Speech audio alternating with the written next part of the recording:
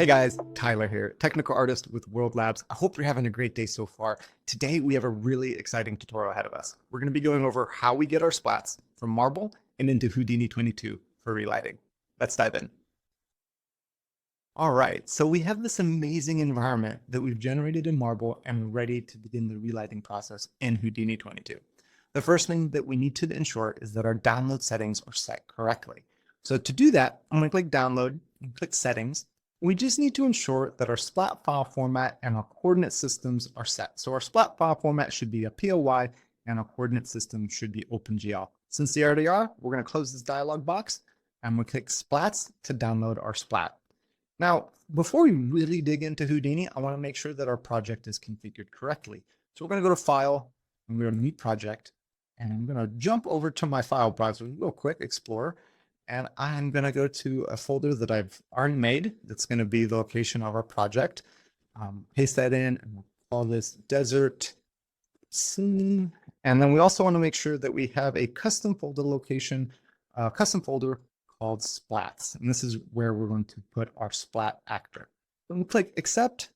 Now that our project is set, I'm going to jump back over to Explorer. I'm going to go to Downloads. I'm going to cut the splat. I'm going to go into the project, go to my splats folder, and I'm going to paste the PLY. Awesome. So now back in Houdini, I'm going to go to my object network and I'm going to create a file node. So hit tab, type in file, and this is going to create a geometry SOP network that we can import our file to. So before we dive into the geometry network, I'm going to name this desert scene just for organization. Double click to step inside and select our file node. You can see we have a placeholder cube and we have our properties panel. We want to come to our geometry file. We're going to select this icon to browse to our splat. It might open up to your splats folder. If not, you may need to navigate to your project file, but this is what we need to do, import. So we click accept. As you can see, it imported our splat, but it came in with a bunch of points. And this is kind of hard to read. It's not really clear what we're looking at or how it's really looking. So in order to visualize our splats inside of Houdini, we need to create a node called bake gsplats. I'm going to hit tab, and I'm going to just type in bake, and I'm going to select bake gsplats from the dropdown, or put it into our network, and I'm going to drag the output of our file node into the bake gsplats node. And once we enable it, we can see it in our viewport. Awesome, this is looking so good. Okay, so there's some areas that we need to clean up. So like right here, doesn't really make sense with what's going on in the scene. I think we could call that out, and I think it would look a lot better. And so to do that, we need to select the points here and we need to delete them. In order to do that, we need to create a group node. So I'm going to hit tab in our workspace and I'll type group, and I'm going to select group create. And then I'm going to select drag the output of our bake gsplats to the first input of our group node. Now, if I select it, nothing really looks to be happening. So first, let's come to our properties panel and we're going to say group name. We need to change that to call. And then we need to change the group type to be points. And then we need to make sure that we have keep in bounding regions enabled. Awesome. So now you can see we have a bounding region and we have a bunch of points selected, except that's not where we want it to be. We'd like the bounding region to be over here and selecting these guys.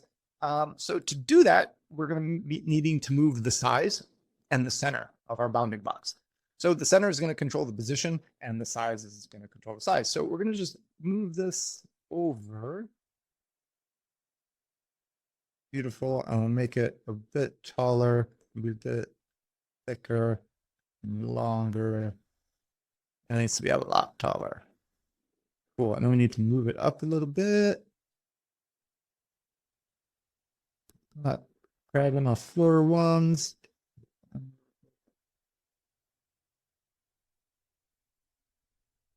Well, I think that's pretty good. Space F to focus. Like that. Awesome. So now that we have those points selected, we want to drop in a blast node. So I'm going to hit tab again, type in blast. This drops in our blast node, and we connect the output of our group to the input of our blast and go to our blast. And as you can see, everything is gone. And that's because by default, the blast node is going to delete everything that you have input. So we need to make sure that we have our group defined. So from the hamburger menu, I'm going to select our call group. As you can see, all those points that don't make sense, they're gone. So it's looking really good. I'm liking where this is going. Now, before we can move to the relighting step, we need to make sure that our splat has normal information.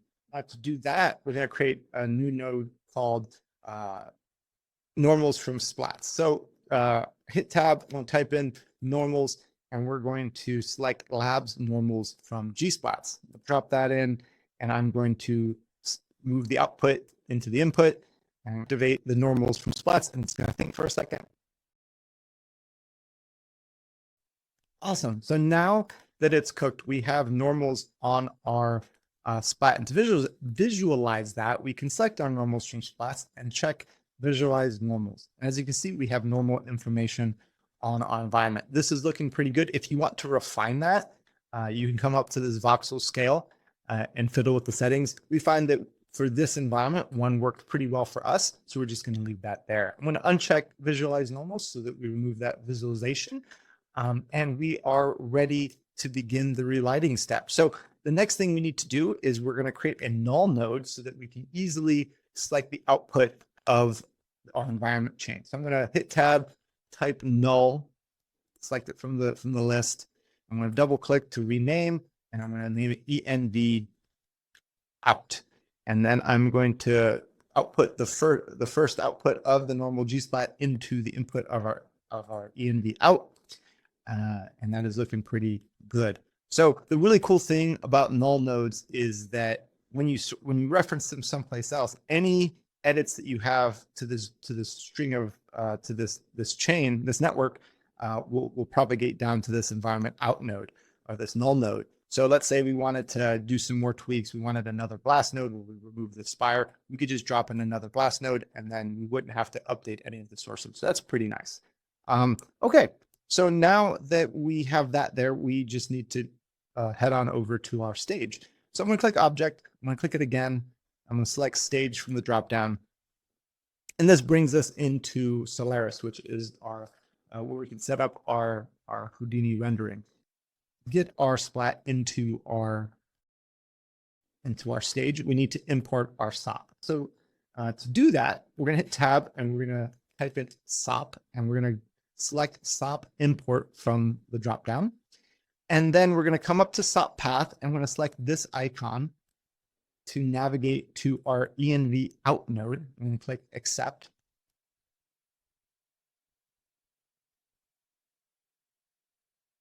And as you can see, it takes a little bit, but it loads in, and it's looking pretty cool. Now, by default, your renderer is going to be the Houdini VK renderer, like you're seeing right here. In order to change that, we need to come up to Persp, and we want to make sure that Karma XPU is set. So we'll select that. As you can see, now we're rendering using Karma, and that's looking pretty cool. But we want to relight this. So to do that, we're going to hit Tab, and we're going to type in. We're going to create a dome light. I'll drop that in. I'm going to select the output of my SOP import to the import of my dome light. And as you can see, nothing has happened. And that's because we need to drop in a relight node. So to do that, we'll hit Tab again, and we'll just type in relight. And you can see labs relight gsplats. So I'm going to select that, drop that in, and then I'm going to connect my light to the labs relight, activate it. It's going to think. Beautiful. All right. So maybe not what we want. So let's do some explorations. Let's keep that there. And that's one of the really cool things about what I love about the node graphs in Houdini. It's almost like active history. You can do a lot of explorations in a really non-destructive manner. So we're going to Control-C, Control-V, paste our dome light. I'm going to connect a new dome light to the input of our splats relight. And I'm just going to change it up a little bit. Already, that is a lot better. But again, in this non-destructive workflow, let's do some more exploration. So I can copy, paste this, drag it in there. And let's say we want a bit more orange or something. That's cool. Let's make it brighter. Okay. Oh, better. 5. That's cool, but I want some more color. Let's push the color a little more. That's looking better. I'm liking the I don't know. Vibrant deserts are so cool. I like that. Okay. I mean, it's definitely a bit oversaturated. Oh, we'll that. Yeah, I like the contrast of it. We can't have super saturated. Okay. Oh, yeah, that's pretty cool.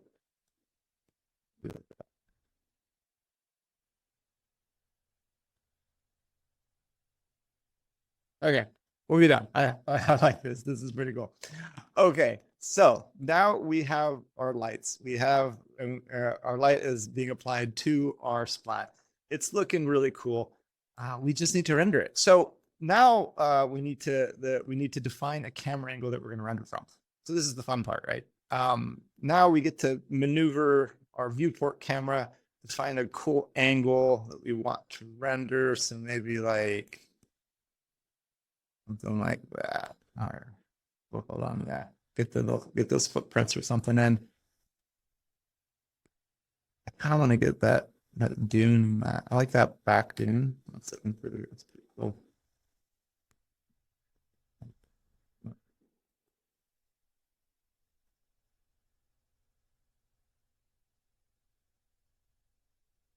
Cool. All right. So we're happy with a camera and we want to create a camera. So we're going to come up to our shelf under lights and cameras. We're going to click camera. And this is going to create a camera in the exact same position as our viewport camera, which is exactly what we want. Sweet. That is looking awesome. So now we're ready to render. So if we go to tab, I'm going to type in Karma. This is going to create 3 nodes. It's going to help us configure our render settings. And click OK to get rid of the warning. I'm going to input my camera into the render settings. Now, the first node in our graph, in our chain, is where all of our render settings live. So if we want to edit our samples, want to edit our resolution, all that good stuff is going to be here. We're not going to touch that. The defaults work for us for now. And then we're going to come, and then the render pass obviously has all of your render passes so that you can render out specific things, but we're not touching that today. And then the actual render node. So with this selected, this is where we can configure if we're going to be rendering a sequence, individual frames, what have you. So we're going to click render to mplay, and that's going to render out this image for us. And you can see we don't have our settings right. So right now, out of the box, it is rendering with the CPU, and we need to close that. Gonna give us an error. That's totally okay. We're gonna come up to our render settings, and right now our engine settings are CPU parameters. So we want to click that, and we want to change that to XPU parameters. Awesome. So now let's go back to render mplay. Select that again. Awesome. You can see our scene is rendering. It is looking pretty good. But man, what if we had some smoke billowing? Like some on a crash site. Wouldn't that be cool? I think we should do it. So bonus content, let's dive into a smoke sim. So we're gonna close that, close end play. And the first thing we need to do when we're talking about a smoke sim is we need to generate a source, an emission source. So we're gonna go back to our object network, and we're gonna step back into our desert scene. And I'm kind of thinking we can put a smoke volume like right there and have like some nice billowy smoke just kind of emitting from that. So in order to do that, well, first off, before we get into that, let's do some scene cleanup. So right now these guys are kind of all floating together. Let's just drop a network box around them. So we're going to select them, and then you can click this icon here, and that drops a nice little tidy box around them here. And I'm just going to type in ENV so that we know it's labeled. Perfect. Okay, so we need to create an emission point for our smoke. And to do that, one of the easiest ways that we found, or one of the easiest ways is just to drop a sphere. So we're going to hit tab, type in sphere, drop that in. We're going to select it, space F to focus. And awesome. So we have this perfect sphere, which is awesome. But we probably want to introduce a little bit of irregularity into it so that we don't have such a uniform starting location for our volume, our simulation, I mean. So hit tab, we're going to type in mountain. This is one of my favorite nodes. It's just so useful. You can introduce just noise and just get some quick deformation. And as you can see, we get some pretty cool, it's already changing the silhouette up quite nicely. That's a hard word. So there's a lot of options we can do. We can change the operator, which is going to impact how the noise is applied to our asset. We can have different noise. We'll leave it with simplex noise. There's a lot of different things you can dig into. But we'll be just doing the amplitude and the operation. So I like the subtract. It's pretty cool. We'll just push it a little bit more. That's a pretty interesting shape. Well, I don't like the pinches there, so we're just going to ease it up. There you go. That's a little bit better. Awesome. So cool. Now we have an interesting shape for our smoke volume.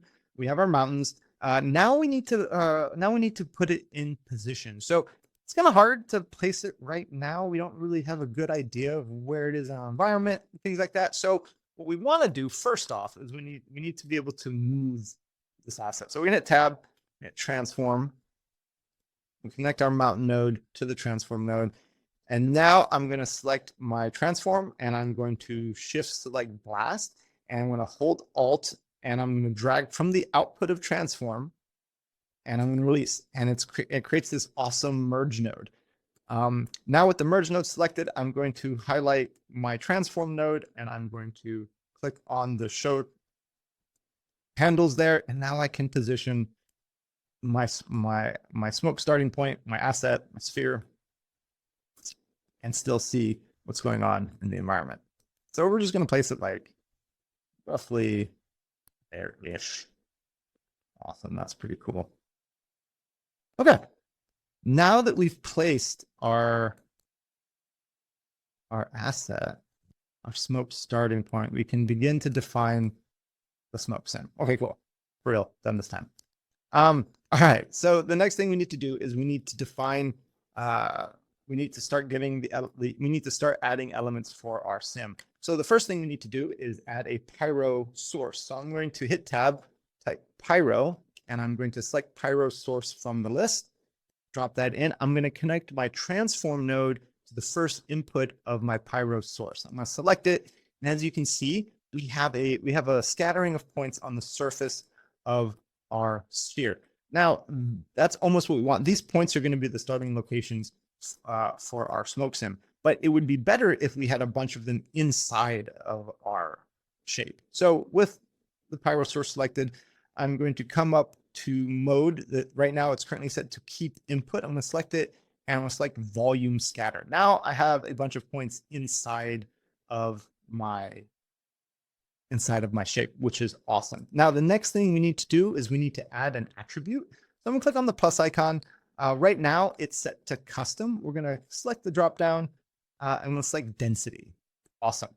Now that is set, we need to create a volume rasterize attribute node. So I'm going to hit tab, we'll type in volume rasterize attributes. Select that from the list, drop it in, connect Pyro source to volume rasterize, select it. And the only thing we need to do here is we need to come up to attributes and hit the hamburger menu and select density from the list. Beautiful. We have something showing up. That is looking awesome. So now that we have our volume rasterize attributes down, we can drop the next node, which is our Pyro solver. This is going to be the meat and potatoes of our smoke sim. Drop that in. This is a really beefy node. There is a lot going on here. But I dropped the Pyro source instead of a Pyro solver. So let's add a solver. Yeah, this is the meat and potatoes of our. So connect the output of the volume rasterize to the first input of the Pyro solver. We're going to select it. Here we go. Scroll up. Okay, this is the meat and potatoes of our sim. Now, there's a lot going on in this node. Way too much to cover for this tutorial. We're just going to be going over the attributes that we enabled and just glossing over them, and just so that you can make a really quick smoke shape. So the things that we need to edit for our source. So for our sim. Now, the thing with these Pyro sources simulations is that they're simulating real forces. So there's things like temperature and density and velocity and things like that that all kind of come together to make the output shape. So for our need, we want a really simple simulation. So we're going to disable flame and velocity, and then we're going to come up to our temperature, and we're just going to change that source to be density. Awesome. So we have temperature set to use density, and the next thing we need to edit is the shape. So these parameters are going to be controlling the output, have a lot of play in the output shape of our simulation. So the first thing that we need to edit is buoyancy. Now this is going to be like an upward sort of movement that takes our particles, our simulation, influences our simulation upward. At 1, we're going to see a strong buoyant force. So we don't want that much buoyancy. So we're just going to 0.01 so we don't have as much buoyancy. Now, the next things we need to enable disturbance, turbulence, and shredding. We're also going to enable wind. Now, disturbance and shredding, these parameters introduce high frequency noise without impacting the overall motion of the sim. So they just are going to help us break up the smooth shapes. And so we found that, for this instance, disturbance and shredding at 0.5 is awesome. The next one that we need to set is turbulence. Now this is going to introduce like a churn into our sim. So we're going to crank that up to like 5. And then let's see, and then viscosity. So this just kind of helps keep the sim together a little bit. We're going to add a little bit of that to kind of keep some of our shapes together. All right, let me check. Oh, wind. We're going to change wind to 3. And then we also, excuse me, we also want to have the wind direction being at like a diagonal to our sim. So this is going to introduce a nice just wind force that is pushing our sim in a direction to, have that nice plume trail. Let me double check my notes. I think that's it. Awesome. So now that we've defined our Pyro solver, we have all the settings that we need for our sim. The next thing we need to do is we need to drop down a Pyro bake volume. Pyro bake volume. Drop that in, put it in here. And then we need to make sure that our density scale is set to 25 and our shadow density is set to 2. Now, if we play this, we can get a nice little preview of what our sim is going to look like. Super cool. I don't know, this stuff is just always so cool. So that is looking really cool. That looks like some nice thick smoke. Pretty happy with that. We can pause it, zoom out. That is looking pretty cool. All right. So now the next thing that we need to do, just to make our lives easier, when we're working with sims, each frame, the sim is calculating the position of where the voxels need to be so that it can render this out. So if we want to make it more performant, we just need to cache this out. So we're going to drop in a file cache node, file cache. We select that from the drop down.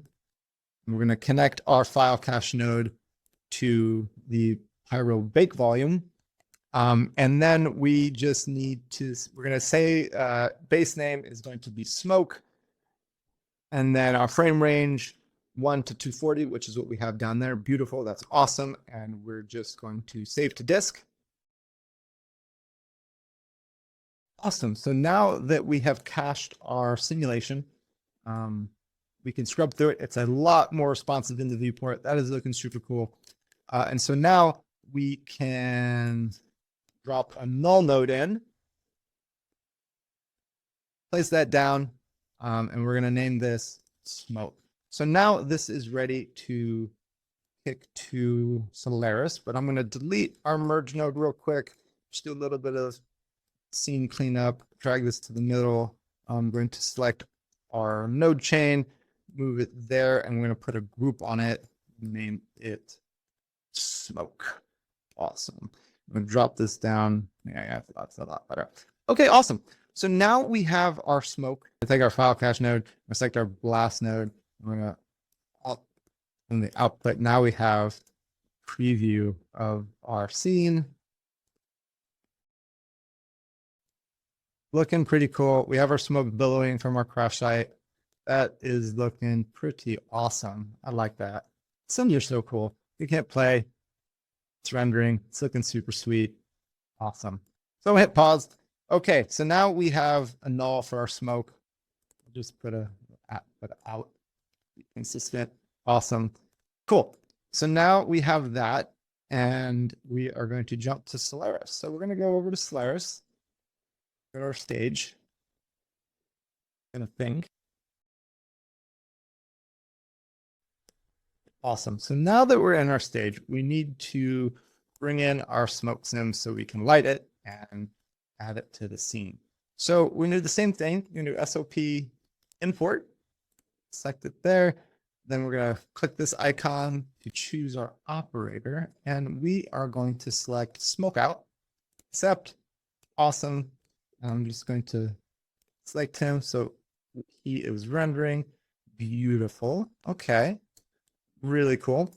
Now we need to create a material library node. I'll drop that down, and then we need to create a material for our smoke. So we're going to drop back over to our object. There it is. We're going to step into our desert scene. I'm going to go to my Pyro bake volume, and then the quick setups, I'm going to change. I'm going to say create material. I'm going to choose custom location. In our stage, I'm going to select our material library. I'm going to click accept. Awesome. So now we've defined the material there. We need to jump back over to our stage. Awesome. So we have that there. Now we just need to assign material. And we're going to select our material path, like materials, and we're going to say the combined Pyro shader and click apply or okay. And now we are good to relight. So we're just going to hit tab, and I'm going to do a direction or distance light. Do a distance light. Do one distance light here. And we're going to have a cool, I mean, you want like a nice little rim light. So we're going to select our dome lights that we both have active, merge them there, right? And then we're going to drop in the light linker. Okay, and then the light linker gets plugged into our relit splats.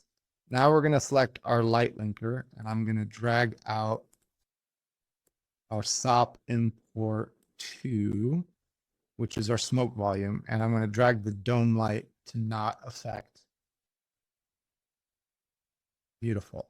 Okay, so now we have our smoke not being impacted by the dome light, so that we're able to light our distant light independently of that. So let's just jump back over here real quick so we can position our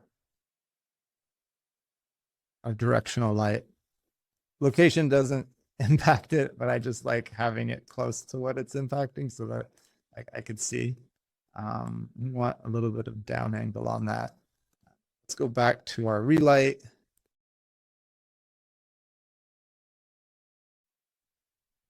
So we're going to go to our distant light. There we go. And now we can add some orange goodness into it. This is just our backlight. So I kind of want more of that strong intensity. And we're going to need to like, so we're also, we need a front facing light because we don't have any lighting information in the front of our smoke, which is why we are seeing the blackness right there. So I Control-C, Control-V to copy the distance light. And now I'm just going to do a 180 really, just to get it facing up. And yeah, so it's kind of facing right. We're going to do that. And then we just make it more. I like that. I like those intense colors. Let's see how that like looks in the bigger scene. So if you have a line like that going into another merge node, hold Alt, click on the line. That'll create a point, and now you can just update that point With that, now we can go back to our scene relight. See how that looks. And maybe that's not looking too good. On second thought. Yeah, I'm not a fan of, so we need to make, so this is not, let's make it a little bit more white.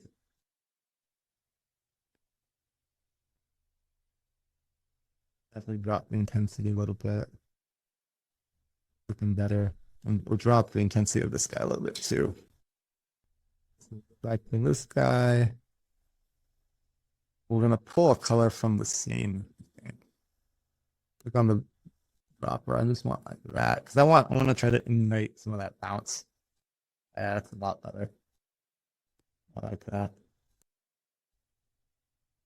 We can scrub through our sim.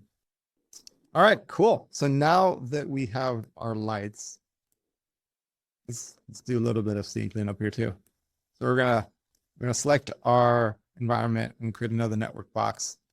We'll do env, and then I'm going to select our smoke, create another network box, and that smoke, awesome. And then I'm gonna create another network box. I'm gonna do render settings. And then right here, we're going to do relight. Relight. And we're going to have one for camera.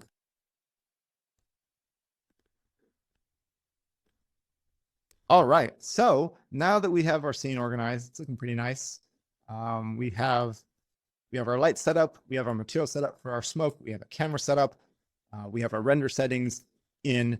And now we are ready to render. So if we wanted to render this entire sequence out, we're, from frame 0 to frame 240, we can do that. So I'm just going to put it back to 0. I'm going to change the valid frame range from render current frame to render specific frame range, so 1 through 240. Beautiful.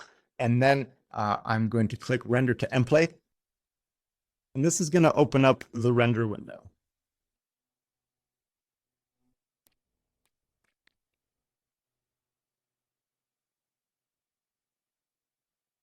Awesome. So you can see that we've finished rendering and all of our frames are in end plane. We can scrub through them and see how they're looking. And that is looking pretty cool. I love sims. They're so cool. All right. So now that we have it in end plane, we need to save it to disk. Now there's two ways that we can do that. If we need to save out as an image sequence, we just want to go to save sequence as, and that'll allow us to save it out. So we can go to smoke tutorial, smoke sequence. And then we can click save, and that's going to save out all 60 images, or all images that you rendered out. Or you can save this out as a MP4. So to do that, we're going to go file, export, ffmpeg, and we can tutorial video, and then we're going to set the quality to 100, and we're going to click save. So that about wraps it up for today's tutorial. I'm really excited to see what you guys create.